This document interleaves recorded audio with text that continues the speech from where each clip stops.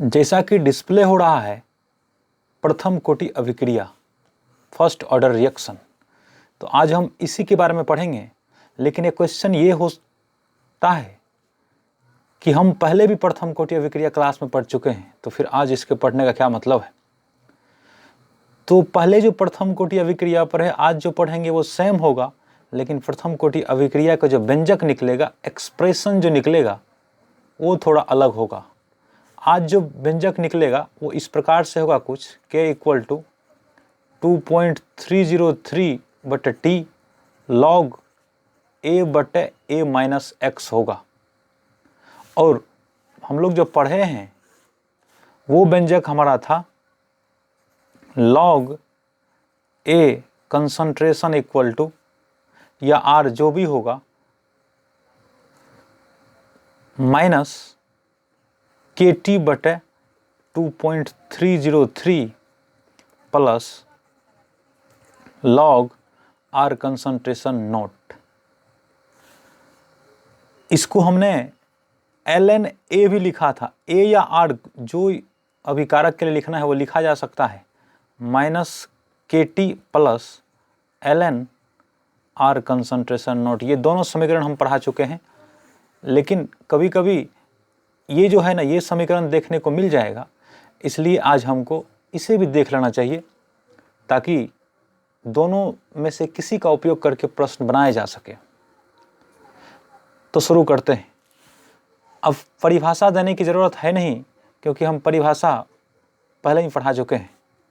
तो इसमें समझाना है, बहुत कुछ समझना भी है और समझाना भी है, इसलिए हम तुरंत अभिक्रिया शुरू कर देते हैं। तो मान लेते हैं ये एक अभिकारक है, ये P उत्पाद में बदल रहा है। T बराबर 0 पर जब शुरू हो रहा है अभिक्रिया, तो उस समय मान लेते हैं इसका सांद्रण A है, और ये तो उस समय कुछ बनेगा नहीं, तो इसका सांद्रण 0 होगा। कुछ समय T बराबर T1 पर मान लेते हैं कि X मोल ये घट गया, इसमें से X मोल निकल गया। तो शुरू में A मोल था, बाद में X निकल गया, तो यहाँ बच जाएगा A का सांद्रण बच जाएगा A माइनस एक्स, और ये P जो प्रोडक्ट है हमारा वो बन जाएगा। जैसे हम लोग अगर H2 प्लस O2, ये फेमस अभिक्रिया है 2H2 प्लस O2 2H2O के लिए, तो हम कहते हैं कि 2 मोल हाइड्रोजन है H2 प्लस 1 मोल O2 मिलकर के 2 मोल H2O बना रहा है। उसी प्रकार से हम शुरू में मान लिए हैं कि A जो अभिकारक है वो हमारा A मोल था, और प्रोडक्ट अभिक्रिया शुरू हुआ नहीं था, इसलिए ये 0 था। T बराबर T1 हुआ तो X मोल इसमें से A में से, अभिकारक में से खर्च हो गया, तो A माइनस एक्स बचा, और ये X बन गया होगा, क्योंकि जितना 1A है 1P है, तो जितना ये खर्च होगा उतना ही ये बनेगा। तो ये घट के इतना रह गया और ये इतना बन गया होगा। तो अभिक्रिया के वेग से हम लोग जानते हैं कि अभिक्रिया का वेग जो लिखते हैं, तो वेग बराबर लिखते हैं अभिकारक के सांद्रण में कमी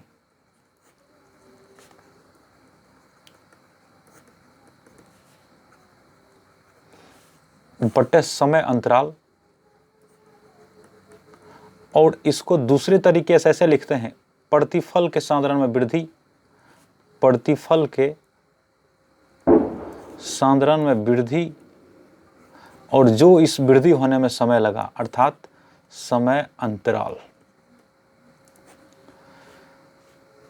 तो सीधा सा सिंपल सा पहले बता चुके हैं कि अगर प्रतिफल लेना है तो उसमें रेट में प्लस हो जाएगा, और अभिकारक लेना है तो उसके रेट में माइनस हो जाएगा। तो अगर हम प्रतिफल यहाँ लें तो प्रतिफल X मोल बना है, मान लेते हैं कि dt समय में, तो इसका अभिक्रिया का दर हो जाएगा dx/dt, और ये समानुपाती होगा A माइनस एक्स के पावर 1 के। याद होगा A से P बनता है, तो हमने रेट लिखा था, रेट समानुपाती होगा A के कंसंट्रेशन के। इसी तरह से अभिक्रिया में A से P में A माइनस एक्स है किसी समय t पर, तो उस समय वेग निकालने के लिए ये हमारा वेग हो गया, तो ये समानुपाती हो जाएगा a माइनस एक्स के पावर 1 के। इसी को लिख सकते हैं हम डी एक्स बटे डी टी इक्वल टू के ए माइनस एक्स। अब हम सेपरेट करते हैं, अब हम ए माइनस एक्स को इधर ले आते हैं, तो डी एक्स बटे a minus X equal to हो जाएगा हमारा के डी टी। यहाँ एक बात ध्यान रखा जाए कि हमने a से p लिया, तो ये a माइनस एक्स है, ये 0 था t बराबर 0 पर, नहीं ये a था और ये 0 था। t कुछ समय निकला, जब t बराबर t1 हुआ तो ये a माइनस एक्स हुआ और ये हमारा x हो गया। तो रेट लिखने समय हम चूँकि प्रतिफल का लिख रहे हैं इसलिए लिख दी है प्लस डी एक्स बटे डी टी। अगर हम अभिकारक का इसका लेते तो यहाँ लिखते हैं माइनस डी बटे डी टी इंटू ए माइनस एक्स लिखते। अगर थोड़ा सा डिफरेंशिएशन का नॉलेज हो तो अलग अलग कर सकते हैं, तो ये लिखेंगे माइनस डी ए बटे D T minus minus plus हो जाएगा, ये हो जाएगा डी एक्स बटे डी टी। ये तब है, ये तब ले रहे हैं हम जब हमने अभिकारक के लिया है, ये तब है जब प्रतिफल है। तो ए कांस्टेंट है, इसका डिफरेंशिएशन हो जाएगा 0 और प्लस ये हो जाएगा डी एक्स बटे डी टी। तो ये डी एक्स बटे डी टी हमारा तो पर भी होगा जब हम ए माइनस एक्स से शुरू करेंगे और या फिर एक्स से शुरू करेंगे, उससे कोई फर्क पड़ना भी नहीं चाहिए। तो यहाँ ये बात क्लियर होना चाहिए कि डी एक्स बटे डी टी ही क्यों लेगा। अगर डी ए माइनस एक्स बटे डी टी भी लेंगे तो उसमें पहले माइनस लगाना होगा, तो ये समझना था। अब हम जैसे पहले जानते हैं कि इंटीग्रेट कर देते हैं, तब हम इंटीग्रेशन करेंगे तो दोनों तरफ समाकलन करने पर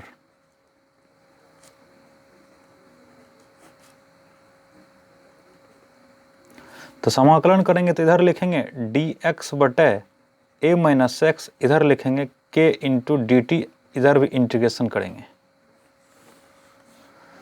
तो यहाँ एक चीज़ का और ध्यान रखना चाहिए कि a माइनस एक्स है, इसका जब इंटीग्रेशन करेंगे हम तो यहाँ हमने लिखेंगे minus ln a minus x लिखेंगे। ये हम समझाते हैं कि ऐसा क्यों हुआ, बराबर यहाँ लिखेंगे के टी प्लस सी, ये के टी प्लस सी है। जब पहले समझ लेते हैं इसको कि ऐसा हुआ क्यों, तो पहले से हम जानते हैं कि इंटीग्रेशन 1 बटे एक्स डी एक्स का इंटीग्रेशन ln x होता है, या इसी को हम लोग log बेस e के साथ x लिख देते हैं, प्लस c होगा। अगर ये सब नहीं समझ में आता है तो log का वीडियो है, वहाँ जाके देख लो। लेकिन यहाँ हमने किया क्या है कि 1 बटे a माइनस एक्स और dx इसका इंटीग्रेशन करना है। तो इंटीग्रेशन में सब्स्टिट्यूशन एक विधि होता है, हम लोग उसको प्रतिस्थापन विधि कहते हैं। तो पहले इसको हम समझा देते हैं। तो इंटीग्रेशन डी एक्स बटे ए माइनस एक्स इसका निकालना है। तो इसको ऐसे भी लिख सकते हैं इंटीग्रेशन 1 बटे a minus x into d x. अब हम सब्स्टिट्यूट करते हैं, माना t बराबर ए माइनस एक्स, हमने ए माइनस एक्स को अब t मान लेना है। तो यहाँ करेंगे डी टी बटे डी एक्स, तो ये हो जाएगा d बटे डी एक्स इंटू ए माइनस एक्स। हमको dt चाहिए तो हम dt निकाल रहे हैं। तो ये dt बटे डी एक्स बराबर हो जाएगा d बटे डी एक्स इंटू ए माइनस डी बटे डी एक्स इंटू एक्स के एक्स के पावर a हम कहना चाहते थे। तो ये तो फिर कांस्टेंट हो गया, ये इसका डिफरेंशिएशन 0 हो जाएगा, ये माइनस ये x का पावर 1 है तो इसको लिखते हैं 1 इंटू एक्स के पावर 1 माइनस 1। हम जानते हैं d बटे डी एक्स एक्स के पावर n का फॉर्मूला होता है n x के पावर n माइनस 1, यहाँ 1 है तो यहाँ हो जाएगा x के पावर 1 है d बटे डी एक्स, तो यहाँ लिखेंगे 1 इंटू एक्स के पावर 1 माइनस 1, तो 1 इंटू एक्स के पावर 0, तो 1 इंटू 1 बराबर 1 होगा। तो ये हमारा 0 माइनस ये 1 इंटू एक्स के पावर 0 हुआ, तो 0 माइनस 1 इंटू 1 हुआ, तो ये अंत में माइनस 1 हो गया। ये समझना था यहाँ। तो जब भी हम 1 बटे a minus x D x का इंटीग्रेशन करेंगे तो यहाँ माइनस एक्स लिख देंगे, होगा एक्स ही लेकिन वो माइनस उसमें आ जाएगा। अगर इसी प्रकार से 1 बटे 5 माइनस एक्स dx का इंटीग्रेशन करेंगे तो हम लिखेंगे ln माइनस, पहले माइनस देना है, minus ln 5 minus x plus c. कोई भी कांस्टेंट यहाँ हो सकता है, लेकिन इसमें माइनस रहेगा तो माइनस लगा देंगे। अगर प्लस रहेगा तब तो कोई दिक्कत ही नहीं है, प्लस का प्लस रहने देना है। अगर प्लस होता यहाँ, देख लीजिए, अगर यहाँ प्लस होता, यहाँ पे जैसे मान के चलिए a प्लस एक्स होता, यहाँ a प्लस एक्स हो तो यहाँ a प्लस एक्स रखा जाएगा, यहाँ भी a प्लस एक्स हो जाएगा, यहाँ भी प्लस हो जाएगा, यहाँ प्लस हो जाएगा, प्लस प्लस प्लस, तो ये हो जाएगा +1। तो इससे फ़र्क नहीं पड़ता, इंटीग्रेशन 1/2 प्लस एक्स बराबर होता ln, अब की बार माइनस नहीं होगा, ln 2 प्लस एक्स होता प्लस सी। तो अगर इस रूप का हो a माइनस एक्स के रूप का, उसमें x में माइनस लगा हो, तो हमको माइनस के साथ इंटीग्रेशन लिखना होता है।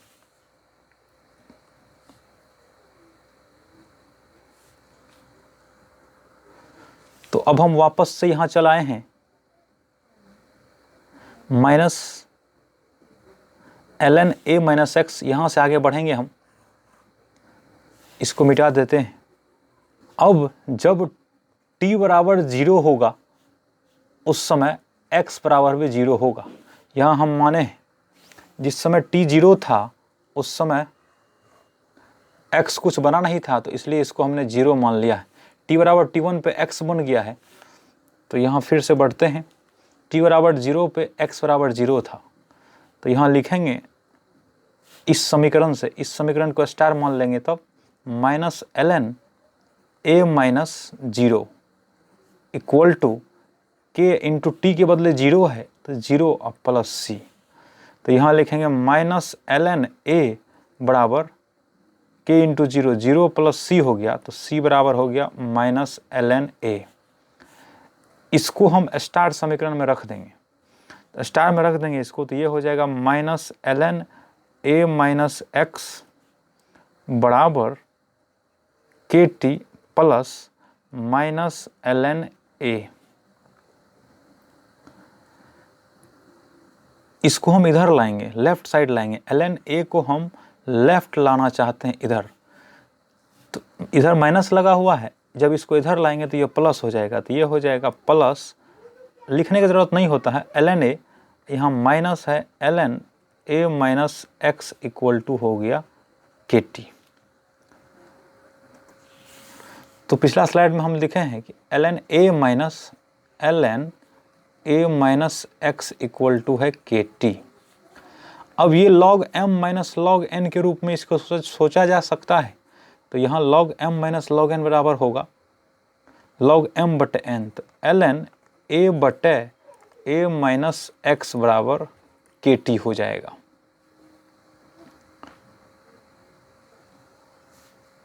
अब इसको भी ध्यान में रखना है,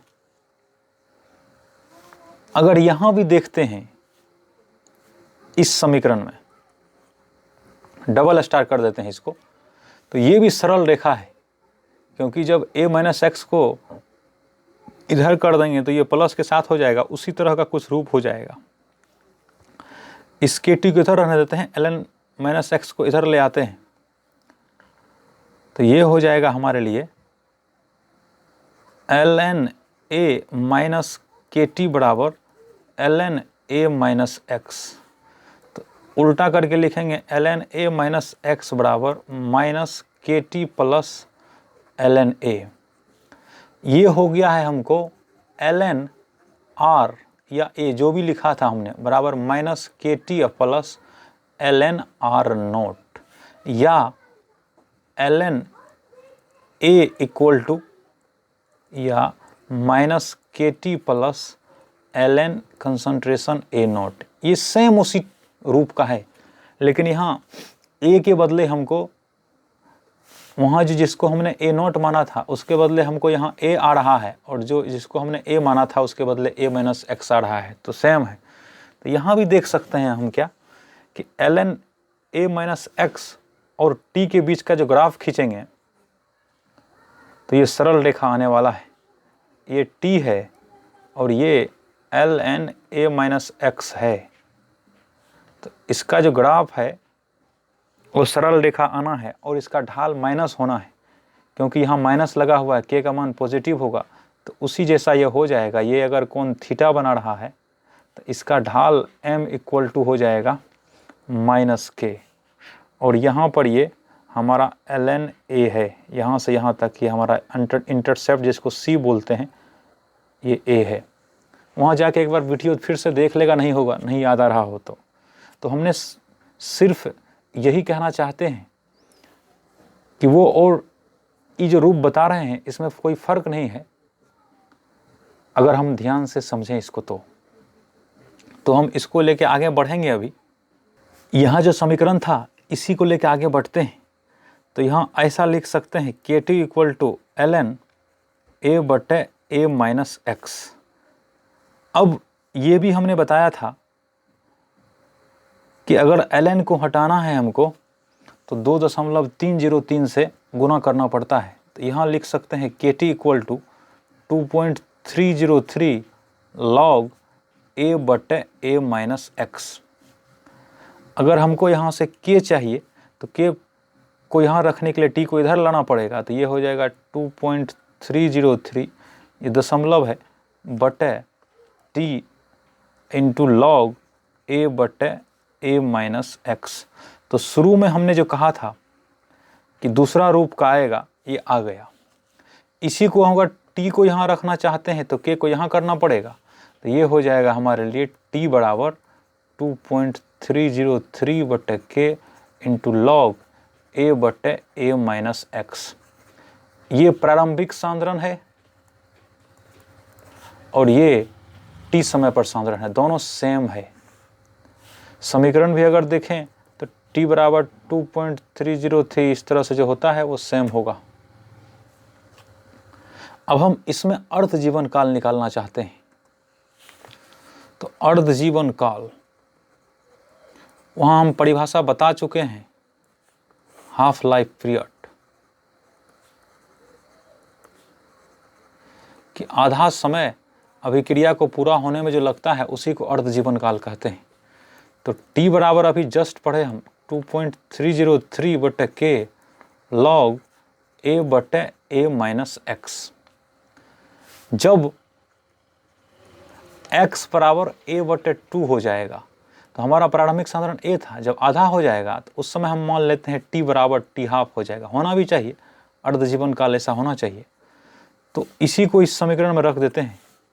तो t बराबर t हाफ होगा, t हाफ इक्वल टू 2.303 बटे k इंटू लॉग a बटे a माइनस a बाई 2। तो ये हो जाएगा 2.303 बटे k लॉग a बटे ये a बटे 2 हो जाएगा। तो ये a कैंसिल हो जाएगा, ऊपर चल जाएगा ये। तो यहाँ से हमको आ जाएगा t हाफ बराबर 2.303 बटे k इंटू लॉग 2। इसका मान होता है 2.303, तो ये है ही, इसका मान होता है 0.301 बटे k। इसी को करेंगे तो 0.693 बटे ये k आ जाएगा हमारा, यही t हाफ हो गया। तो दोनों चीज़ हमने निकाल लिया। यहाँ भी वही रिलेशन निकाल दिया हमने कि प्रथम कोटि अभिक्रिया के लिए अर्ध आयु जो है उसके प्रारंभिक सांद्रण से स्वतंत्र होता है, अभिकारक के प्रारंभिक सांद्रण से स्वतंत्र होता है। यहाँ a नहीं आया, इसका मतलब ही है कि t हाफ इंडिपेंडेंट है a से, इंडिपेंडेंट है a प्रारंभिक सांद्रण से, a से। तो आज के वीडियो में हमने पढ़ा कि प्रथम कोटि अभिक्रिया को अगर दूसरे रूप में व्यक्त किया जाए तो वो कुछ इस प्रकार से होता है।